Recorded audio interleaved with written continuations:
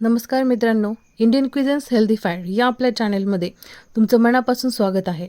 आज आपण बनवणार आहोत अतिशय चविष्ट, कुरकुरीत आणि पारंपरिक आळूच्या पानांच्या वड्या। या वड्या बाहेरून खरपूस आणि आतून मऊ होतात।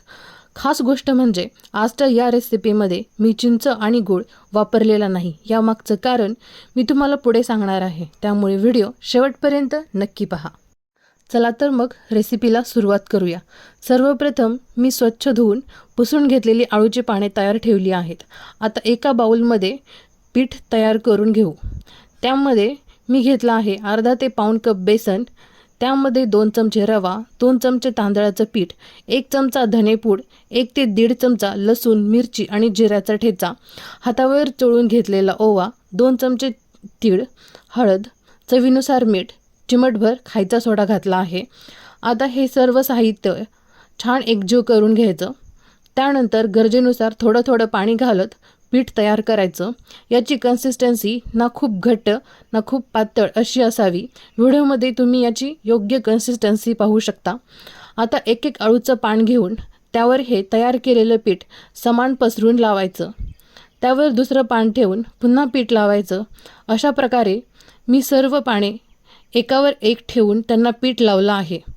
तुम्हाला हवं असेल तर 2 किंवा 3 पानांच्या छोट्या छोट्या गुंडाळ्याही बनवू शकता, पण मी आज सर्व पाने एकत्र घेऊन एक मोठी गुंडाळी तयार करत आहे। व्हिडिओमध्ये ही गुंडाळी कशी केली आहे हे तुम्ही सहज पाहू शकता। तोपर्यंत मी गॅसवर स्टीमरमध्ये पाणी गरम करायला ठेवलं आहे। पाणी उकळायला लागलं की स्टीमरच्या प्लेटला थोडंसं तेल लावून ही तयार केलेली गुंडाळी तयार ठेवायची। आळूची पाने ही आपल्या शरीरासाठी खूप फायदेशीर असतात। यामध्ये लोह, calcium, fibre, vitamin A, vitamin C भरपूर प्रमाणात असतात। मी ही आळूची पाने एकाच विश्वासू व्यक्तीकडून घेते। त्यांच्या पानांमुळे घसा खवखवत नाही, म्हणूनच मी या रेसिपीमध्ये चिंच आणि गूळ वापरलेला नाही।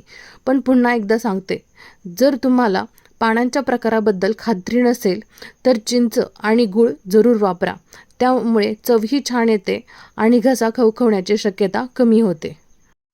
आता ही आळूच्या पानांची गुंडाळी प्लेटवरती ठेवून आपण याला झाकण लावून एक 10 ते 15 मिनटं याला चांगली वाफ येऊ द्यायची।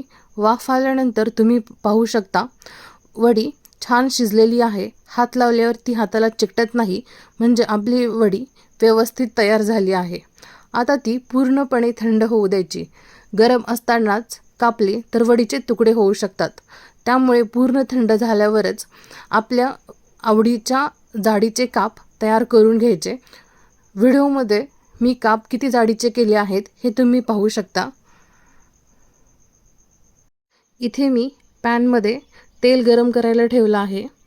तेल गरम झालं की त्यामध्ये मोहरी, जिरं, कढीपत्ता आणि तीळ घालून छान फोडणी करून घ्यायची। त्यामध्ये लाल चटणी आणि थोडीशी हळद घालून परतून घ्यायचं।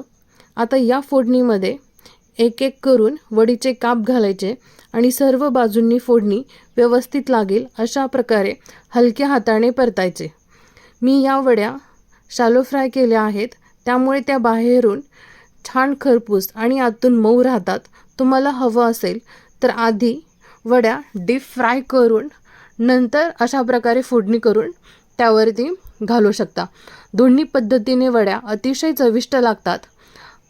आता आपल्या गरमागरम खरपूस आणि स्वादिष्ट आळूच्या पानांच्या वड्या सर्व करण्यासाठी तयार झाल्या आहेत। तुम्ही व्हिडिओमध्ये पाहू शकता सर्व वड्या या अगदी छान अशा खरपूस झालेल्या आहेत। सगळी फोडणी ही व्यवस्थित वड्यांना लागलेली आहे। आता आपण ही सर्व करून घेऊया।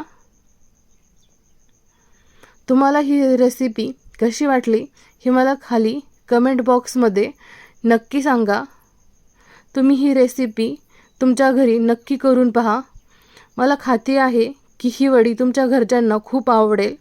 व्हिडिओ आवडला असेल तर लाईक, शेअर आणि सबस्क्राईब करा। आणि अजूनही इंडियन क्विझन्स हेल्दीफाईडला सबस्क्राईब केलं नसेल तर आत्ताच सबस्क्राईब करा आणि बेल आयकॉन दाबायला विसरू नका। पुन्हाच भेटूया अशा चविष्ट आणि हेल्दी रेसिपीसोबत. तोपर्यंत धन्यवाद. बाय.